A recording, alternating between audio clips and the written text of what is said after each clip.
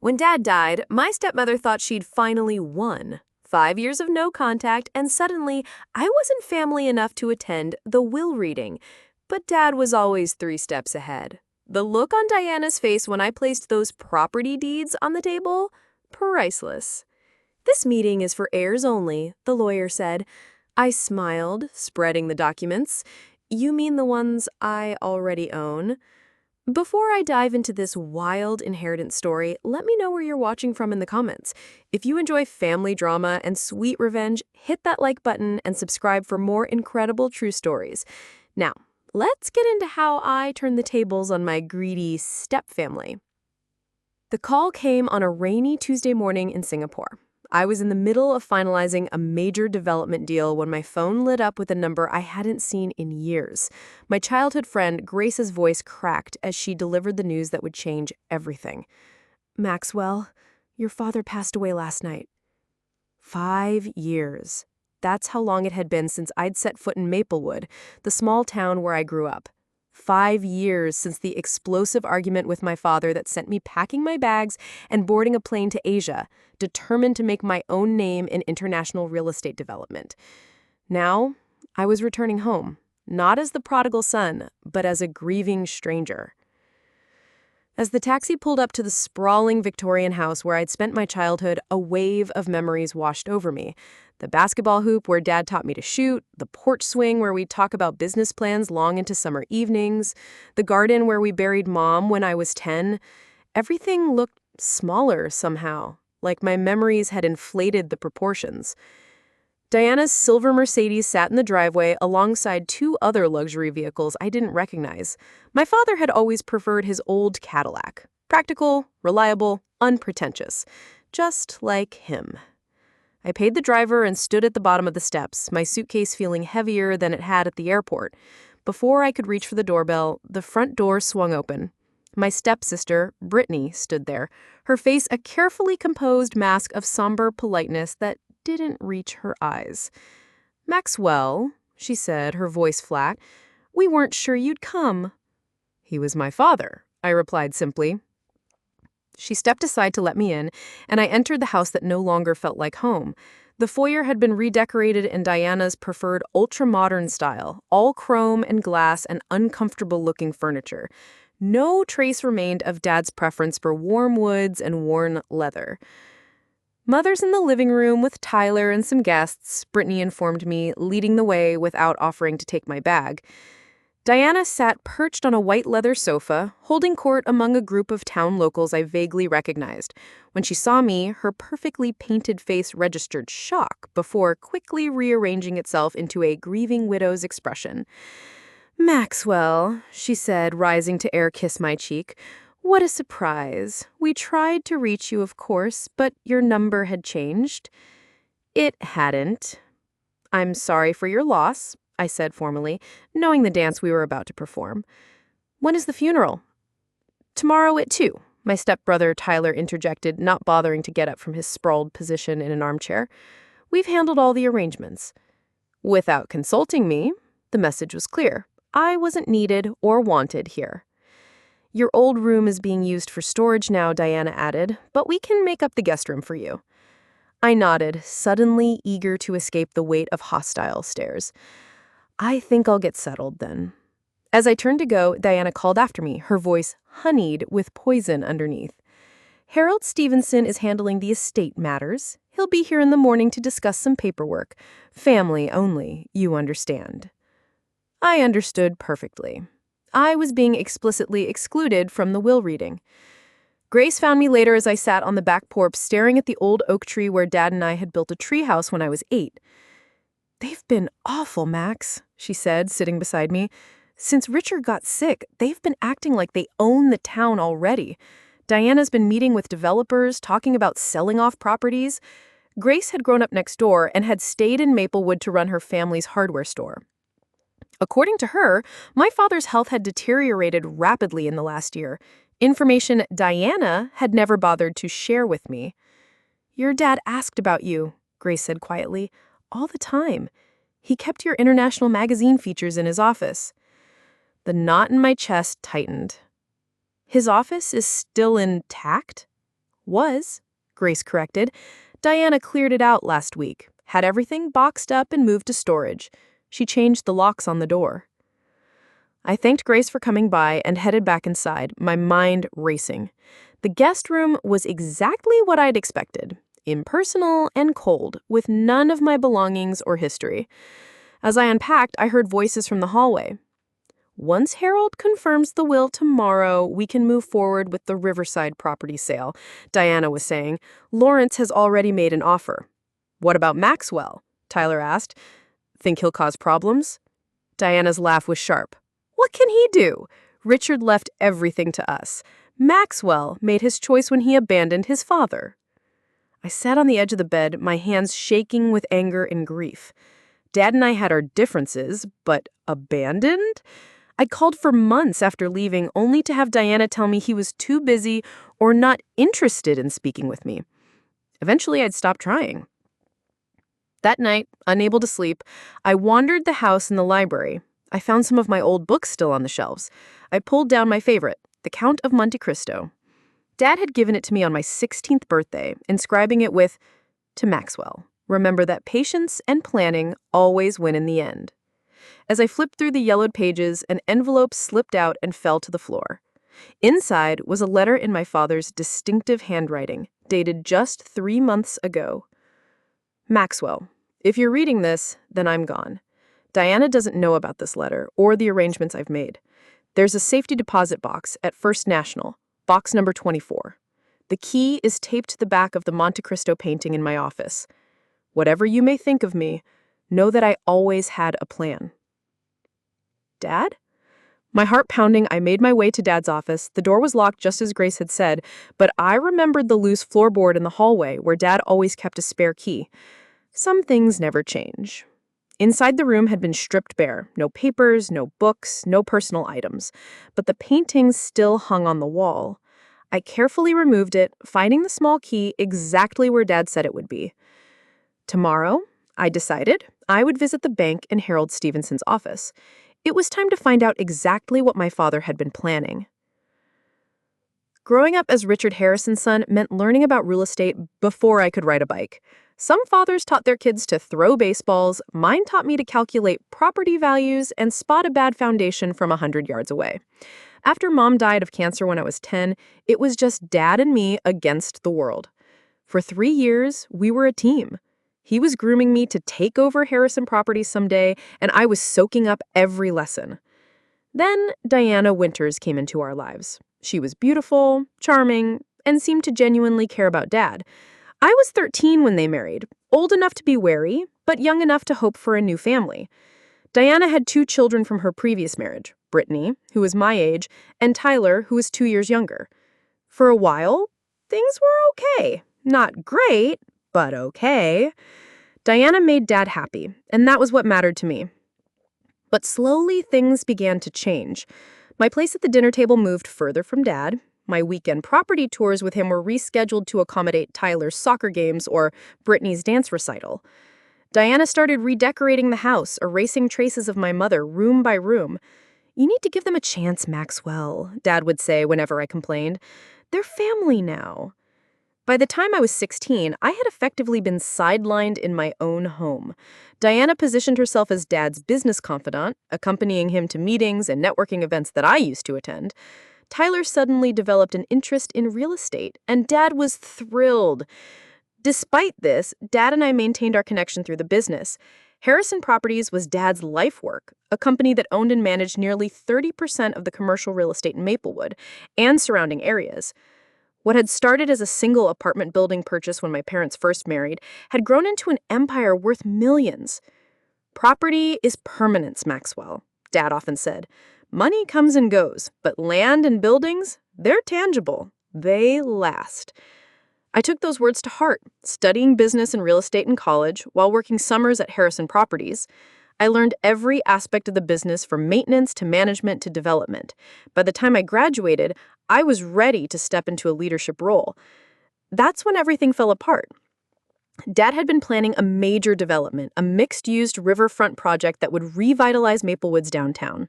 We'd spent months on the plans together, but when I returned from a trip researching similar developments in other cities, I discovered that significant changes had been made without my input. Diana and I thought a more upscale approach would yield better returns, Dad explained when I confronted him. The luxury condos will sell better than the mixed-income housing you proposed. That wasn't the vision, I argued. We talked about creating something that would benefit the whole town, not just the wealthy.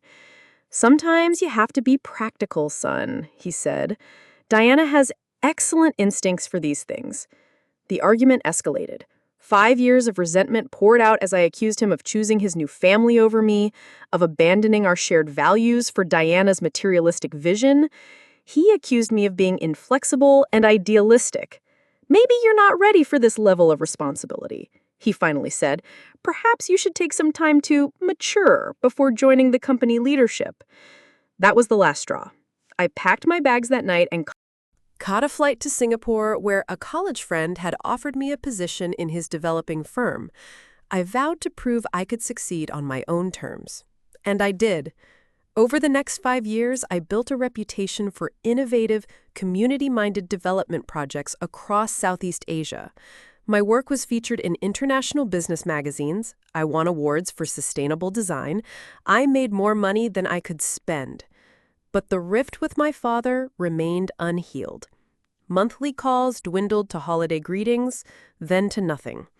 I told myself he knew how to reach me if he wanted to. According to what Grace had told me upon my return, he had tried, but Diana had intercepted his attempts. The morning after my arrival in Maplewood, I headed to First National Bank as soon as it opened. The safety deposit box contained exactly what I'd hoped: a folder of legal documents, property deeds, and a USB drive. I found a quiet coffee shop and plugged the drive into my laptop. It contained a video file dated 6 months ago. Dad appeared on screen, looking thin and pale, so different from the robust man I remembered.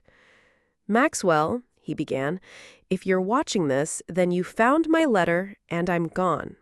First, I need to apologize. I'd let Diana come between us, and that's my greatest regret. But I want you to know I never stopped planning for your future." He explained that over the past 3 years, he had been quietly transferring ownership of key Harrison properties, assets, directly to me. The Riverside development lands, the downtown commercial block, the apartment complexes on Maple Street, all had been legally signed over to me through a series of trusts and transfers designed to minimize tax implications. "Diana doesn't know," he continued. "After your argument, I realized she had more influence over me than was healthy. I saw how she was positioning Tyler to take over, despite his lack of experience or genuine interest. I couldn't let everything I built, everything I wanted for you, be squandered." My father had been diagnosed with pancreatic cancer 2 years ago. Given a limited time, he had set his affairs in order, working with his old friend and business partner Franklin Ross to ensure his legacy would be protected. "The will reading will be difficult," Dad warned in the video. "Diana expects to control everything. The official will leaves her the house and some accounts, enough to maintain her lifestyle, but the bulk of the business assets are already yours. Franklin has all the details." The video ended with my father looking directly into the camera. "I'm proud of what you've accomplished, son. Now come home and finish what we started together." I sat in stunned silence, tears streaming down my face as the screen went dark. All this time, Dad had been protecting me, protecting our shared vision, and I hadn't been there for him when he needed me most. After composing myself, I called Franklin Ross and arranged to meet him at his office. The gruff older man had been my father's friend since college and had always treated me kindly. When I arrived, he greeted me with a bear hug. "About time you showed up," he said. "Your dad was worried you wouldn't come back, even after he was gone." Franklin confirmed everything in the video. Dad had legally transferred ownership of the most valuable Harrison properties to me through a variety of means, some as gifts, others through sales at nominal prices, all perfectly legal and binding. Diana's going to be furious, Franklin warned. She's been making plans based on controlling those assets. She's already in talks with Lawrence Blackwood about selling the Riverside property. Lawrence Blackwood was Dad's longtime business rival, a developer known for cheaply built, overpriced properties. The thought of his hands on my father's carefully assembled portfolio made my blood boil. "What about the will reading?" I asked. Franklin's expression darkened. "Harold Stevenson has been Diana's puppet for years. Your dad kept him as the family attorney to avoid suspicion, but he didn't trust him with the real plan. Harold scheduled the reading for this afternoon, and Diana's made it clear you're not welcome." I fingered the property deeds in my briefcase. "Oh, I think I'll attend anyway." Franklin's smile was wolfish. "Richard would have loved this. He always said you had his flair for the dramatic moment." As I left his office, I felt my father's presence more strongly than I had since returning to Maplewood. He had entrusted me with his legacy, and I wouldn't let him down. Diana and her children were about to learn that they had underestimated both Harrison men. Margaret Wilson had been my father's executive assistant for 20 years. She knew everything about Harrison Properties and everyone in Maplewood. When I walked into the company headquarters that morning, her face lit up with genuine pleasure. "Maxwell Harrison," she said, rising from her desk to embrace me. "I was hoping you'd come." The offices had changed, sleeker, colder, with Diana's influence evident in the decor, but Margaret's domain remained a comforting throwback, with its orderly filing cabinets and family photos, including, I noticed with a pang, several of me that Dad must have kept her supplied with over the years. "Your father wanted me to give you this," Margaret said, quietly, slipping me a second USB drive. "He made me promise to hand it to you personally, not to mail it or leave it anywhere it might be found." I thanked her and asked about the company's current state. Margaret's expression turned troubled. Things have changed since Diana took over operations. Cost-cutting measures, staff reductions. She brought in consultants who know nothing about how your father ran things. And Tyler? She lowered her voice. "Tyler has been given a VP title, but he rarely shows up. And when he does, he makes decisions that undo years of careful work." I asked about specific projects and properties, carefully not revealing what I already knew from the documents and my meeting with Franklin. Margaret's answers confirmed my suspicions. Diana had been systematically preparing to dismantle my father's carefully built empire for quick profits. "The Riverside development has been completely redesigned," Margaret said.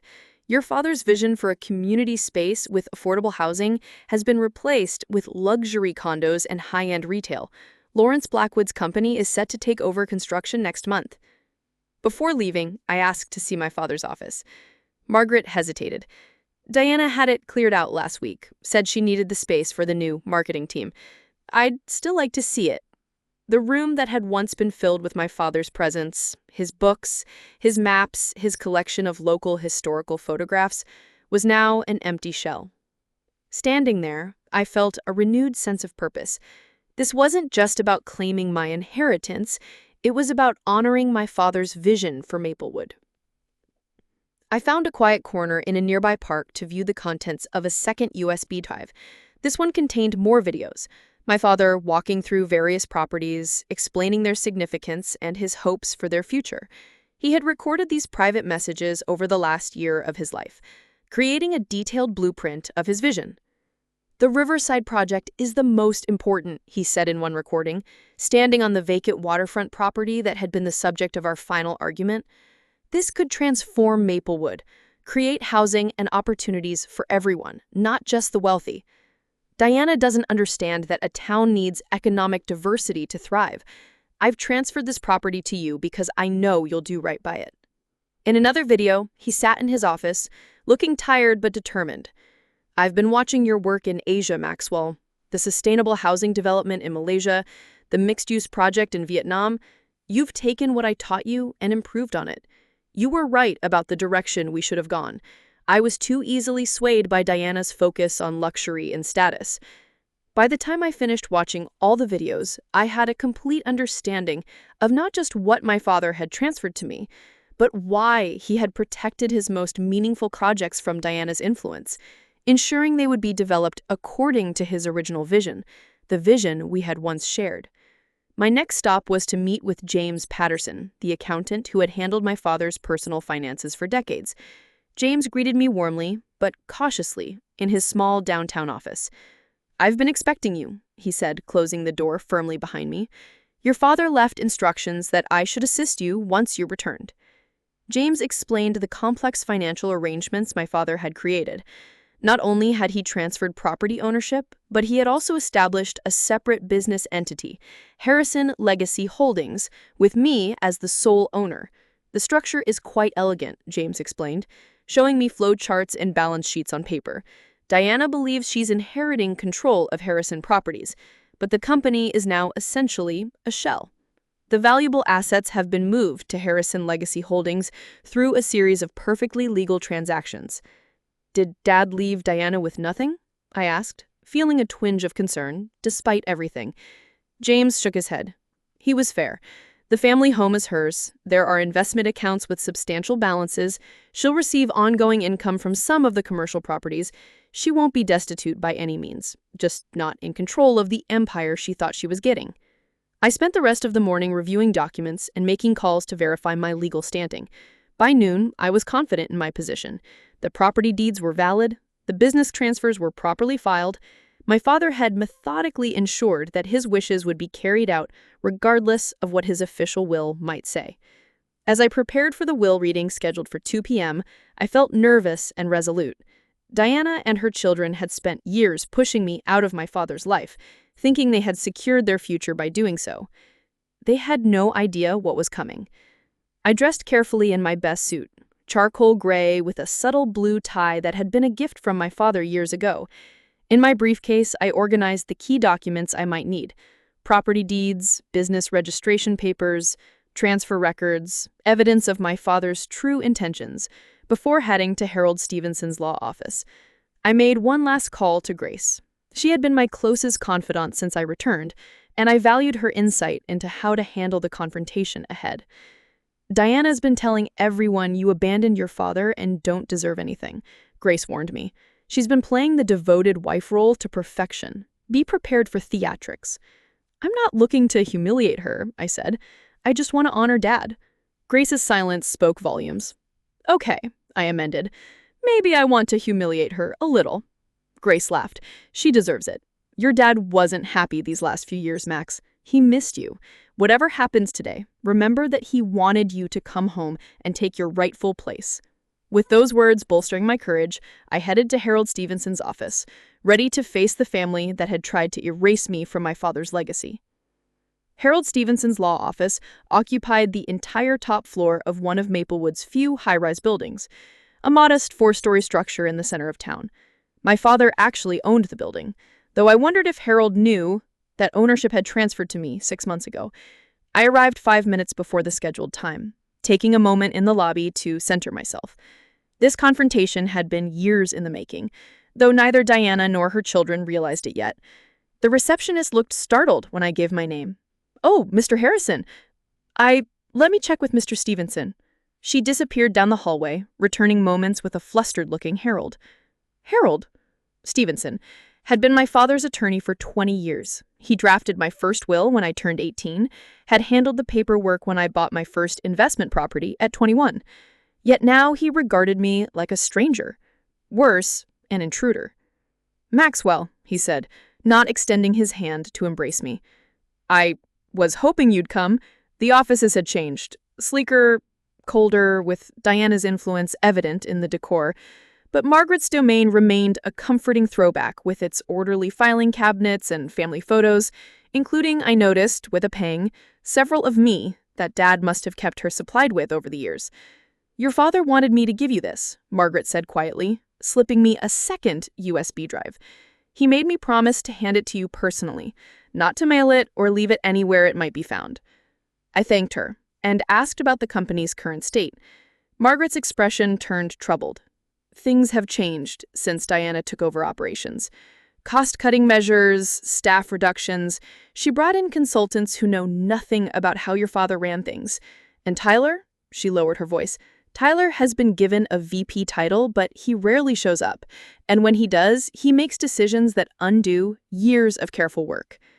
I asked about specific projects and properties, carefully not revealing what I already knew from the documents and my meeting with Franklin. Margaret's answers confirmed my suspicions. Diana had been systematically preparing to dismantle my father's carefully built empire for quick profits. The Riverside development has been completely redesigned, Margaret said.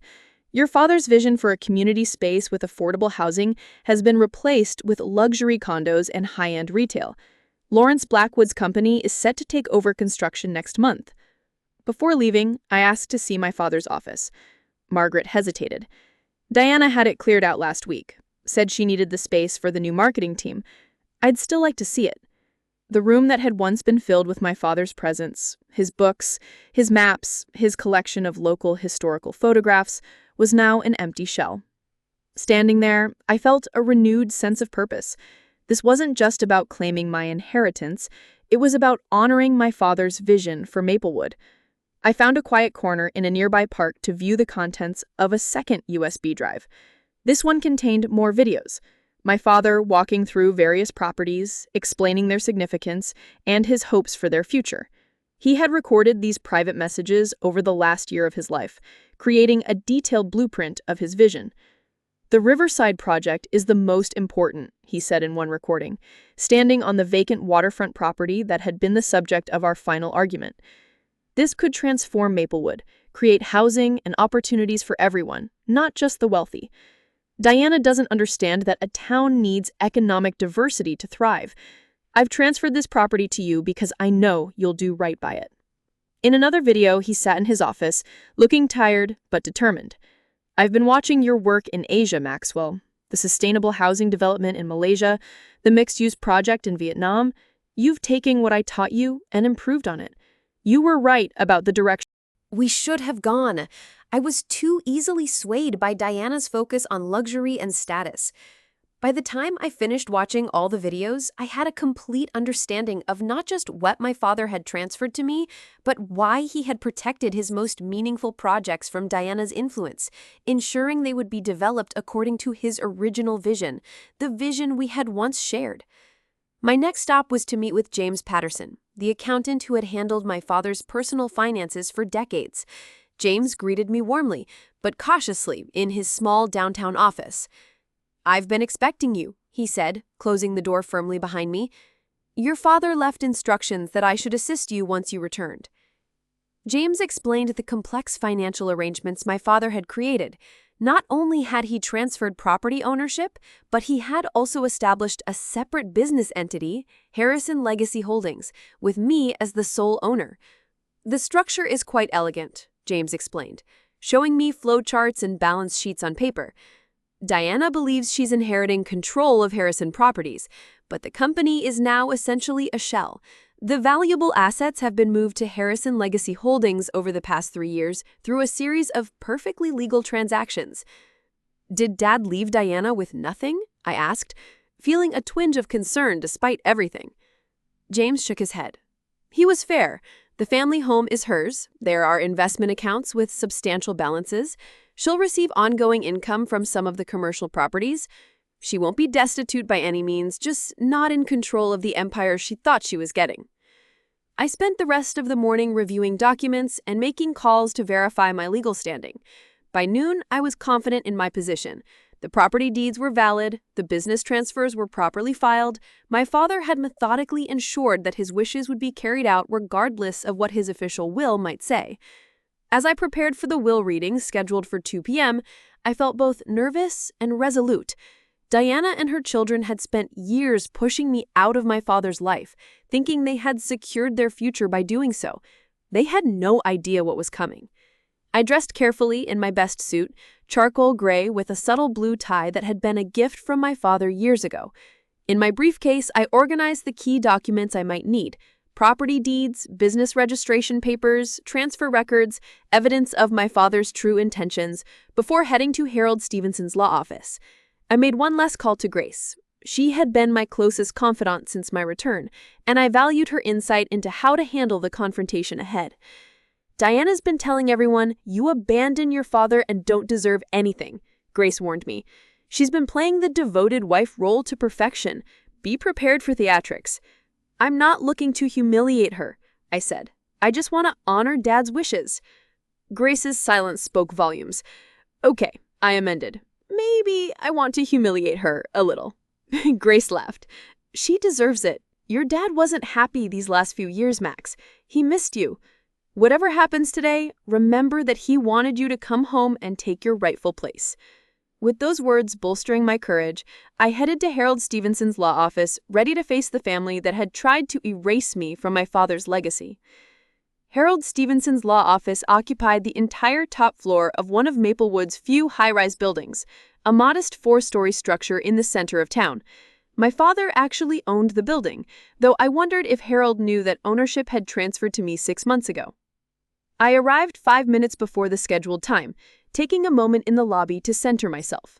This confrontation had been years in the making, though neither Diana nor her children realized it yet. The receptionist looked startled when I gave my name. "Oh, Mr. Harrison? Let me check with Mr. Stevenson." She disappeared down the hallway, returning moments later with a flustered-looking Harold.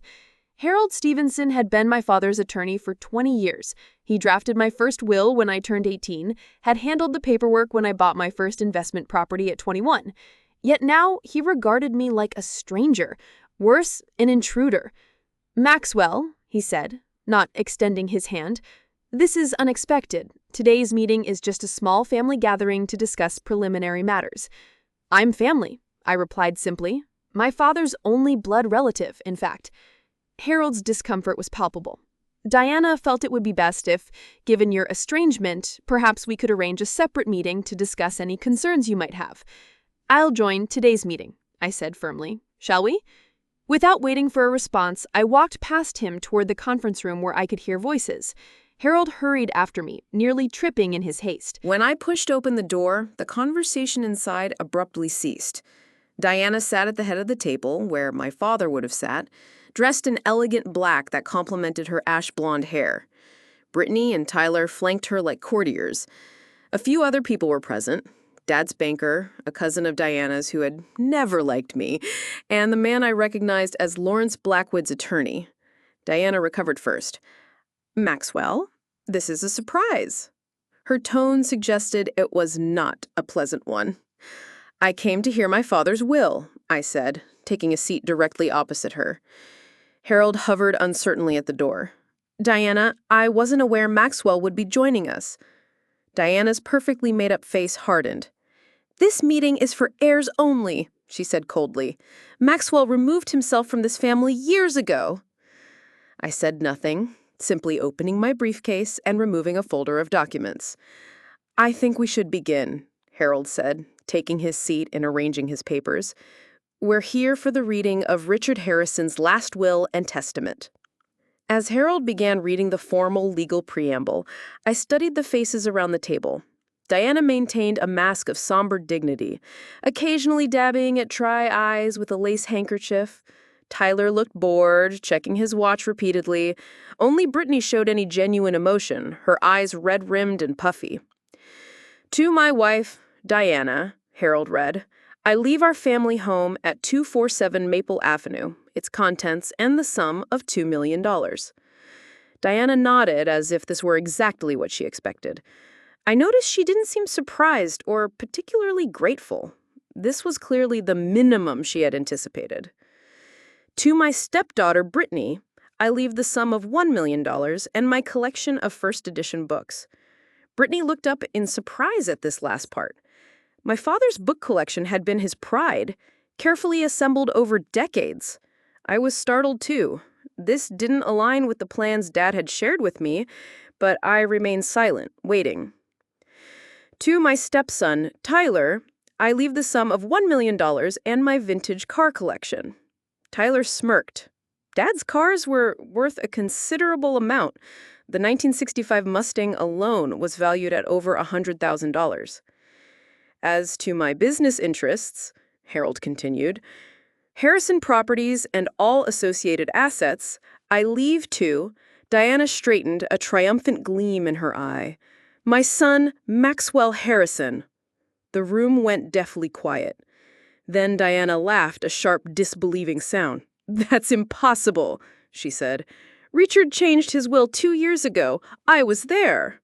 Harold looked profoundly uncomfortable.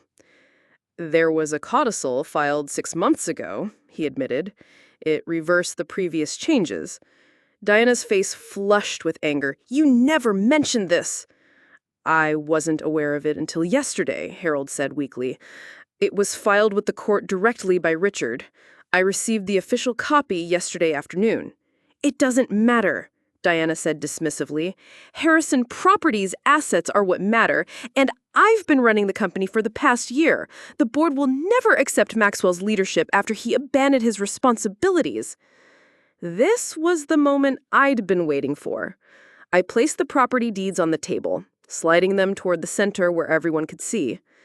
These are the deeds to the Riverside Development property, the downtown commercial block, the Maple Street apartments, and 12 other key properties, I said calmly. You'll notice they're all in my name, have been for some time. Diana snatched up the papers, her hands shaking as she flipped through them. These must be forgeries. They're not, I said.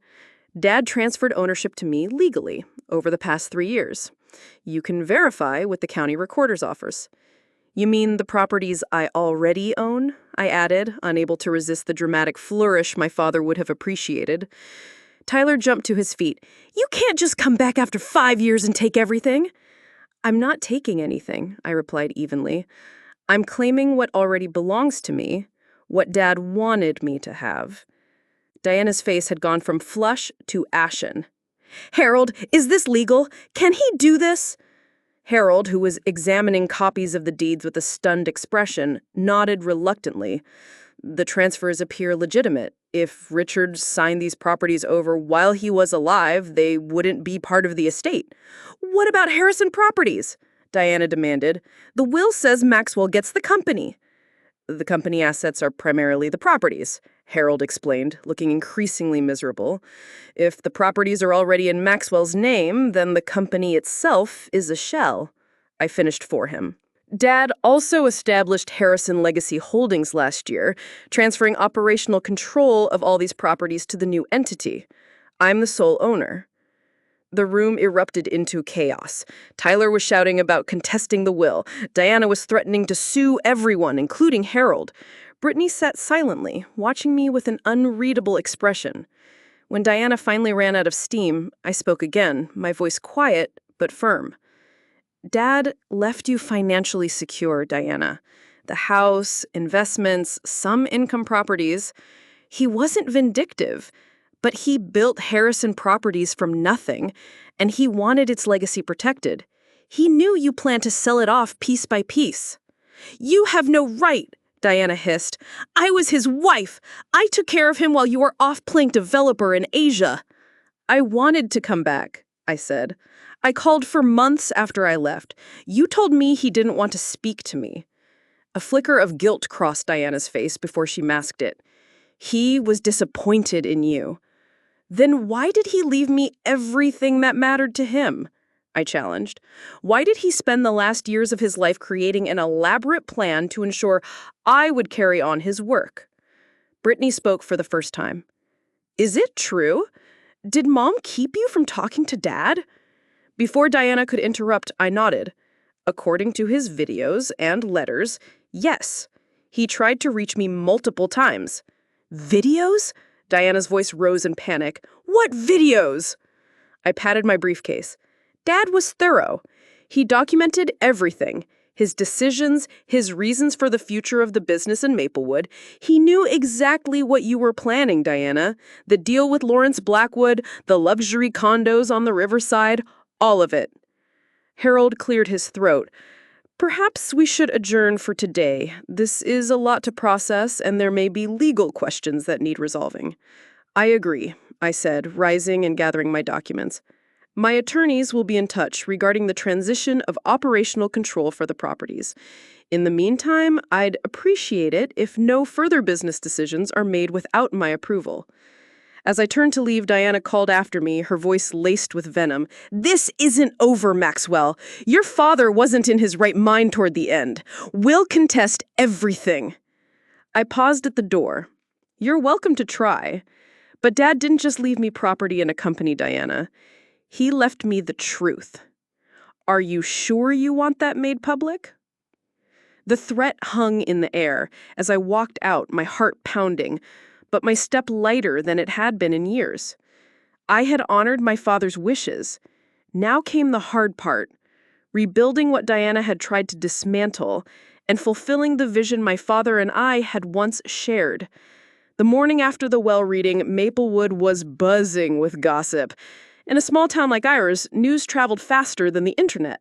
By the time I stopped at Bernard's Bakery for coffee, I'd received a dozen curious stares and several congratulatory nods from old-timers who'd known my father for decades.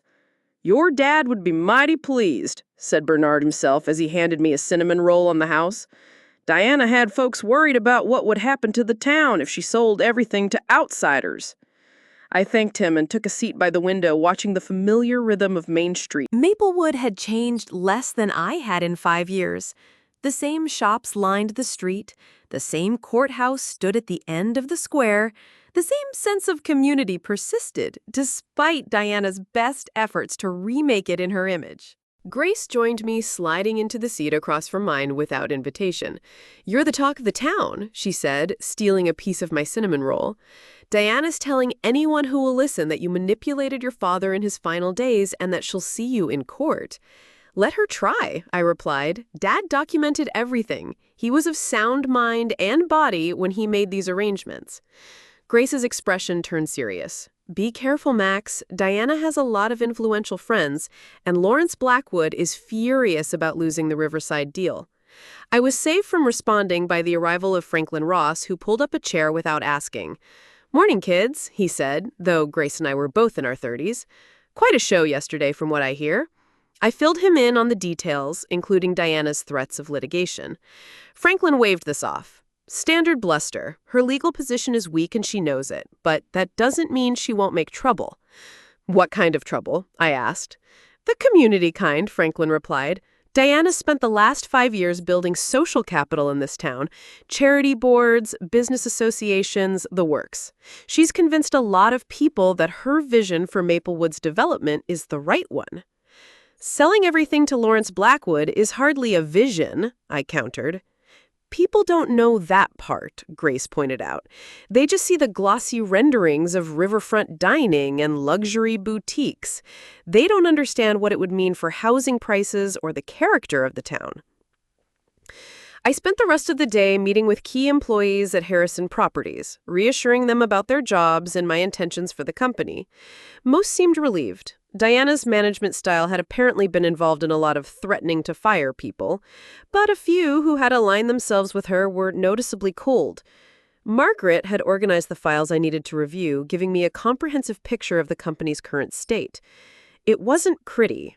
Cash reserves had been depleted, maintenance on properties had been deferred, several valuable parcels of land had been prepared for quick sales at below market rates. She was stripping the company for parts, Margaret said bluntly. If you hadn't come back when you did, the implications were clear. A few more months and Diana might have done irreparable damage to my father's legacy. That evening I returned to the house, Diana's house now, legally, though I was still staying in the guest room until I found more permanent accommodations. The atmosphere was glacial. Diana had retreated to the master suite, emerging only to glare at me when our paths crossed in the hallway. Tyler was openly hostile, slamming doors and muttering threats under his breath, but it was Brittany who surprised me, knocking tentatively on my door after dinner. "Can we talk?" she asked, looking uncomfortable, but determined. I invited her in, curious about what she wanted. Brittany and I had never been close. She had followed her mother's lead in freezing me out of family activities from the beginning, but we had never been outright enemies either. She perched awkwardly on the edge of a chair. "I wanted to apologize," she said, after a moment of silence, "for how things went with Dad. With Richard," I raised an eyebrow at her use of his name rather than Dad. "He was always your dad more than ours," she acknowledged. "Tyler pretended to be interested in the business, but it was all an act. He just wanted the money and status. And you? I asked. Brittany sighed. I just wanted a family. When Mom married Richard, I thought we'd all become one big happy unit, but she was always pushing, positioning Tyler and excluding you. It made me uncomfortable, but I didn't know how to stop it. Her confession seemed genuine, but I remained wary. Why are you telling me this now? Because I found something, she said, pulling a small notebook from her pocket. After the will reading, I was curious about what Dad, Richard, was really thinking, so I went through some of his things that Mom had packed away. She handed me the notebook. It was my father's journal from the past year, filled with his thoughts about the business, his illness, and his family, including his regrets about our estrangement and his growing concerns about Diana's influence. He wasn't happy, Brittany said quietly. He missed you, and he was starting to see through Mom's manipulations. I flipped through the pages, recognizing my father's handwriting and his characteristic blunt assessments. There were detailed notes about Diana's meetings with Lawrence Blackwood, her efforts to isolate Richard from old friends, her pressure to change his will. Does your mother know you have this? I asked. Brittany shook her head. She'd be furious. But I thought you should have it. It confirms what you said about Dad wanting you to come home and take over. I studied her face, looking for signs of deception. Why show me this? You're basically giving me ammunition against your mother. Because it's the right thing to do, she said simply. And because I want to stay in Maplewood. I love this town. I don't want to see it destroyed by Mom's schemes or by a family war. Before I could respond, shouting erupted from downstairs. We hurried down to find Tyler and Diana in a heated argument with an unfamiliar woman who bore a striking resemblance to my father. You have no right to be here, Diana was saying, her voice shrill. Richard never acknowledged you. The woman noticed me on the stairs and her expression changed. You must be Maxwell, she said. I'm Alice. Alice Thornton. Richard was my father, too. The half-sister I never knew existed. Another bombshell in a week full of them. That's a lie, Diana snapped. Some desperate ploy for money. Alice shook her head. I don't want money. Richard and I had a relationship for years, private, at my request. I just came to pay my respects and meet my brother. She extended a hand toward me, her eyes so like my father's, cautious but hopeful. I took it, feeling another piece of the puzzle that was Richard Harrison's life fall into place. It seems we have a lot to talk about. Diana made a sound of disgust. I won't stand here and watch this farce. Come on, Tyler. She stormed out, Tyler trailing behind. Brittany hesitated, then quietly slipped away, leaving me alone with a sister I never knew I had. Alice smiled tentatively. This isn't how I imagined our first meeting. Nothing about this week has gone as imagined, I replied with a wryful laugh. But I'd like to hear about you and your relationship with Dad, if you're willing to share.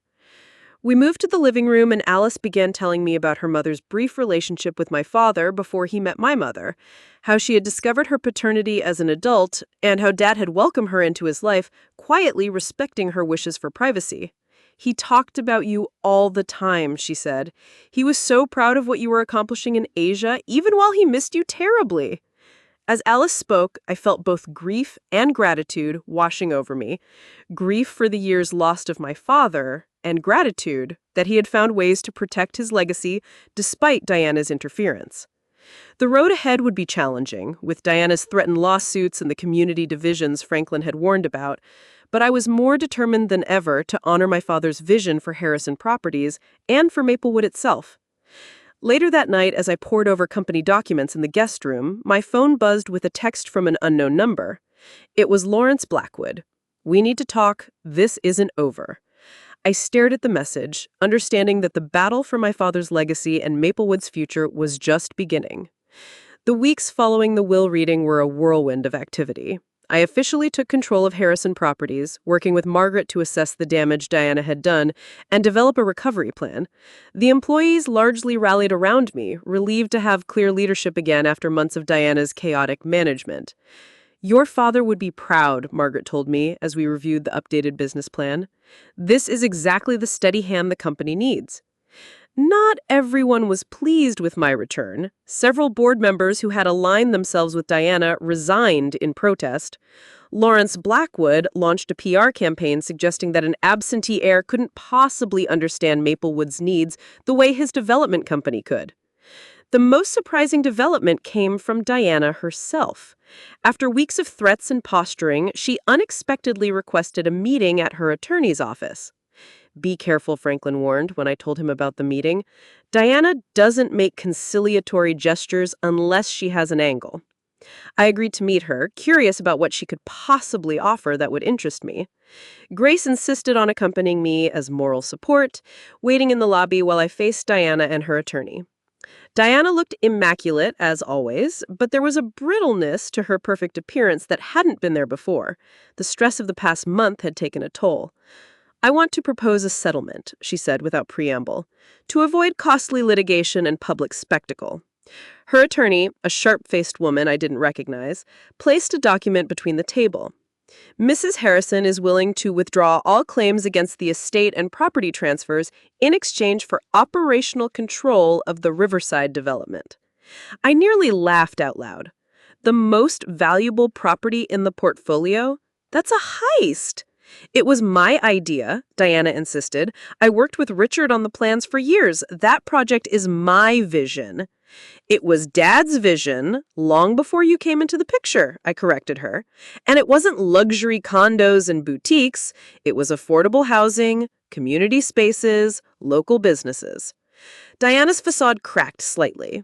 "Maplewood needs to evolve, Maxwell. The old way of doing things is dying. Richard understood that toward the end." "Did he?" I asked, pulling out my phone and playing one of Dad's videos, the one where he explicitly stated that Diana didn't understand his true vision for the Riverside property. Diana's face flushed with anger. "He was sick, confused. He was clear-minded enough to legally transfer his most important assets to me," I pointed out, "and to document why he was doing it." The meeting ended at an impasse with Diana storming out and her attorney promising further legal action. But as the weeks passed, no lawsuit materialized. According to Franklin, sources, Diana's attorneys had advised her that her position was legally untenable. Meanwhile, I had been getting to know my half-sister, Alice. Unlike Diana's children, Alice had no interest in the family business. She was a professor of environmental science at a university in Colorado. Passionate about conservation and sustainability.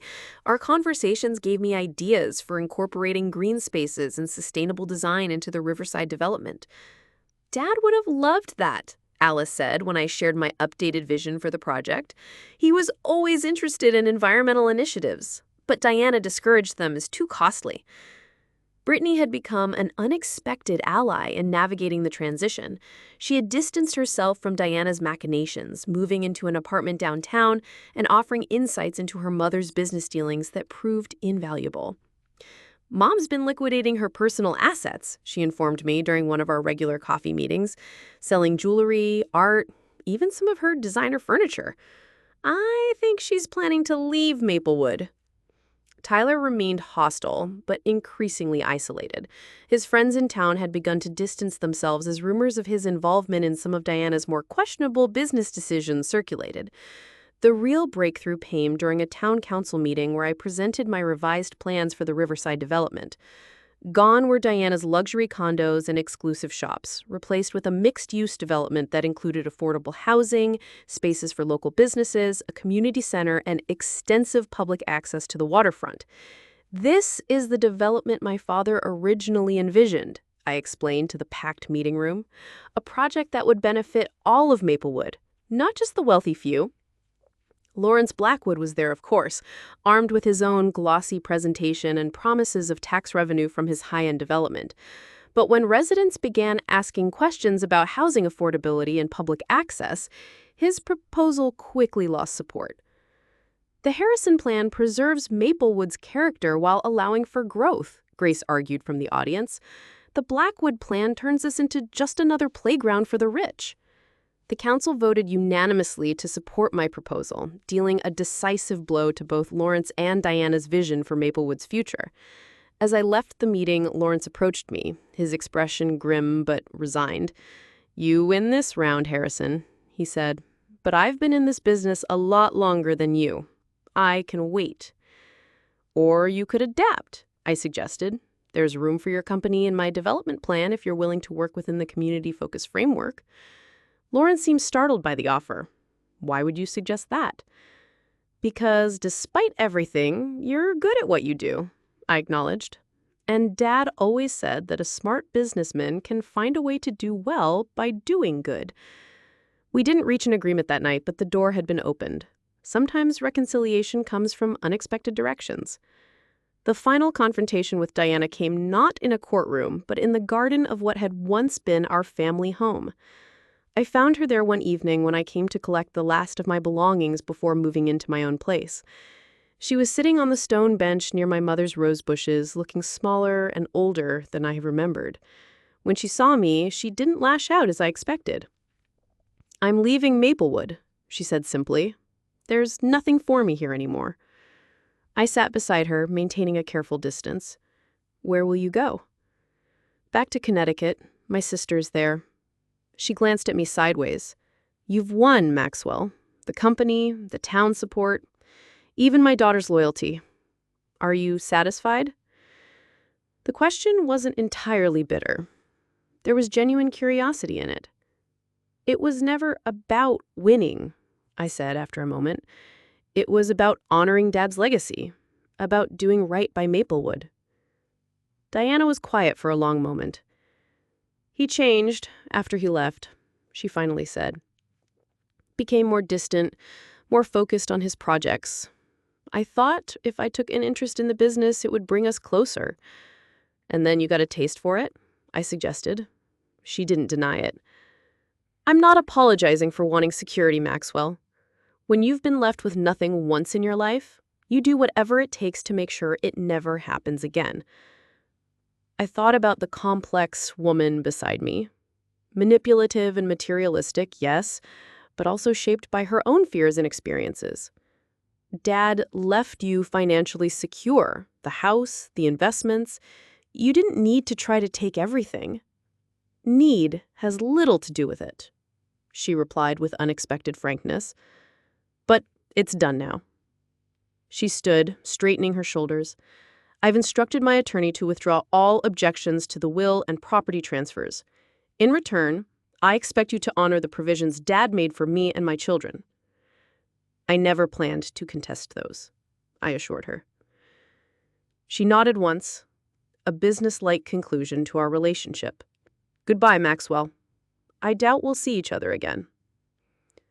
As Diana walked away, I felt not triumph, but a strange mix of relief and sadness. The family I had once hoped for when Dad remarried had never materialized. But in its place, new connections had formed, with Alice, with Brittany, with the community of Maplewood that had welcomed me home. The next morning, I met with the Harrison Properties team to officially launch the Riverside Development Project. As I looked around the conference room at the eager faces, including Brittany, who had recently joined the marketing department, I felt my father's presence strongly. "My father used to say that property is permanence," I told the team. "What we build here will outlast all of us. So let's make sure it's something Maplewood can be proud of for generations to come." As the meeting broke up, Grace approached me with a smile. "Your dad would be really proud, Max." I nodded, feeling at peace for the first time since returning to Maplewood. "I think he would. And I think this is just the beginning." 1 year after my return to Maplewood, I stood on the newly constructed observation deck overlooking the Riverside development. What had once been vacant land was now a bustling construction site, with the first phase of buildings already taking shape. Mixed-income housing units flanked a central green space, while the foundations for the community center and local business incubator were being laid closer to the water. "Quite a view," said Franklin, joining me at the railing. "Richard would have loved this." I nodded, thinking of my father's vision for this property and how close it had come to becoming something entirely different. "I wish he could see it." "He can," Franklin said simply, pointing to a bronze plaque we had installed at the entrance to the development. Richard Harrison Memorial Park would be the centerpiece of the project, ensuring that my father's contribution to Maplewood would be remembered. The past year had been transformative, both for Harrison Properties and for me personally. Taking control of my father's company had forced me to put down roots in a way I'd avoided for years, to engage with the community not just as a developer, but as a citizen with a stake in its future. The scholarship committee approved all 15 applications, Alice informed me, consulting her tablet as she approached. My half-sister had moved to Maplewood 6 months ago to help establish the Richard Harrison Foundation, which provided educational opportunities for local students interested in sustainable development and community planning. Perfect, I replied. And the internship program launches next month. We've got partnerships with 3 colleges already. Alice had become an integral part of my life, bridging the gap between my past and present. Through her, I learned stories about our father I'd never known. His quiet environmental activism, his anonymous support for students who couldn't afford college, his mentorship of young entrepreneurs. He never wanted recognition, Alice explained. Once, he just wanted to make things better. In that spirit, I had redirected Harrison Properties toward development that balanced profit with community benefit. It wasn't always easy. Lawrence Blackwood and his allies on the Business Council frequently opposed our more progressive initiatives, but we were making progress. Surprisingly, it was Brittany who often helped navigate these political waters. Having grown up watching Diana charm and manipulate her way through Maplewood society, Brittany had developed a keen understanding of the town's social dynamics. Lawrence is planning to speak against the affordable housing expansion at next week's council meeting, she warned me as we walked back to the office. He's been lobbying council members behind the scenes. Any suggestions? I asked, having learned to value her strategic thinking. Brittany smiled. I've already arranged for residents from the first phase to attend and share their stories. Lawrence can argue with us, but he can't argue with families who now have stable housing because of the development. Back at Harrison Properties headquarters, I found Margaret waiting with a stack of documents requiring my signature. Among them was the final paperwork severing Diana's remaining connections to the company. She had agreed to sell her minority shares in exchange for a lump sum payment. Have you heard from her? Margaret asked as I signed the forms. Not directly, I admitted. Brittany says she's remarried and living in Greenwich. Apparently, she's joined the board of an art museum and is busy reinventing herself as a philanthropist. I harbor no ill word toward Diana anymore. She had acted according to her nature, just as my father had ultimately acted according to his, by ensuring his legacy would be protected.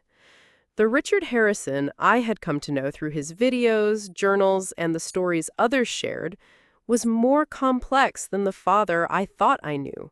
More strategic, more far-sighted, more forgiving of human weakness. You've got dinner with Grace at 7, Margaret reminded me as I handed back the signed documents. And don't forget, the Historical Society wants an answer about the old mill property by tomorrow. I thanked her and headed to my office. My father's old office, which I'd restored to something resembling its former state, with the addition of my own touches. The Monte Cristo painting hung in its original place, though the hidden key was long gone. Photographs lined the shelves, not just of me and Dad, but now including Alice, Brittany, Grace, and other important people in my life. The most meaningful addition was a simple framed note that had been among my father's personal effects. Property is permanence, but legacy is in people. R.H. I'd made peace with Tyler as well, in a manner of speaking. After several months of hostility, he had finally approached me with a business proposition. He wanted to open a high-end restaurant in one of the Harrison Properties buildings downtown. Against Margaret's advice, I had agreed, offering favorable lease terms. He'll mess it up, Margaret predicted darkly. He has no work ethic. But surprisingly, Tyler's restaurant had become a success. He had found his passion in the culinary world, something Diana had apparently always discouraged as beneath their social status. While we would never be close, we had reached a civil understanding. As the sun began to set over the river, I made a final call to check on the status of the memorial scholarship named for my mother. This had been one of my first initiatives upon taking control of the company, creating a fund for young women pursuing careers in architecture, my mother's unfulfilled dream. The first recipients graduate next spring, the program administrator informed me. They're already asking about internship opportunities with Harrison Properties. After hanging up, I took a moment to reflect on how far I'd come since that rainy day in Singapore when I'd received the news of my father's death. I had returned to Maplewood angry and hurt, focused on claiming what was rightfully mine. Somewhere along the way, that mission had transformed into something larger, honoring not just my inheritance, but the responsibility that came with it. The confrontation at the will reading, my dramatic moment of placing the property deeds on the table, now seemed like a lifetime ago. It had been satisfying, yes, but the real satisfaction came from what followed. The relationships rebuilt, the community strengthened, the legacy secured. Grace was waiting for me at our favorite restaurant, her smile warming as I approached. Our friendship had deepened over the past year, gradually evolving into something more. She had been my anchor through the tumultuous transition, my guide to the Maplewood that had evolved during my absence, and eventually my partner in both business and life. The Riverside Lookout is spectacular, I told her as we settled at our table. You should see the sunset from up there. Show me, after dinner, she suggested. I nodded, already planning to bring champagne. The ring I had purchased last week was burning a hole in my pocket, waiting for the perfect moment. As we enjoyed our meal, I found myself thinking about the journey that had brought me here. The inheritance I had fought for had turned out to be so much more than property deeds and business assets. It was a chance to reconcile with my past, to forge new connections, to build something meaningful on the foundation my father had created. The property deeds I had dramatically presented at the will reading had been important, yes. They had given me legal control of my father's legacy. But the true inheritance was the vision and values he had instilled in me, the lessons about community and responsibility that had shaped my approach to development even during our years apart. Diana had never understood that. She had seen the properties as assets to be leveraged, the business as a source of wealth and status. She had missed the deeper purpose that had driven my father throughout his life. As Grace and I walked along the riverfront after dinner, hand in hand in the gathering twilight, I felt a profound sense of gratitude for my father's foresight, for the second chance at belonging in Maplewood, for the opportunity to build something that would outlast me. "What are you thinking about?" Grace asked, noticing my contemplative mood. "Legacy," I replied. "What we leave behind. How we're remembered." She squeezed my hand. "Your dad would be proud of what you've done here, what you're still doing." I nodded, thinking of the complex, imperfect, ultimately loving father I had come to know better in death than I sometimes had in life. He had made mistakes, we all did. But in the end, he had done his best to protect what mattered most. As we reached the observation deck overlooking the project that would define Maplewood's future, I knew it was time. The ring box felt heavy in my pocket, but my heart was light. Whatever came next, I was exactly where I was meant to be, building on my father's legacy while creating my own. What about you? Have you ever had to stand up for what was rightfully yours against people who tried to take advantage of you? Or have you experienced a moment where you had to choose between justice and reconciliation? I'd love to hear your stories in the comments below. Don't forget to like this video if you enjoyed the story of inheritance drama and family redemption, and subscribe for more true stories that will make you think about legacy, family, and what truly matters in life. Thank you for watching, and remember, sometimes the most valuable inheritance isn't property or money, but the values and vision passed down through generations.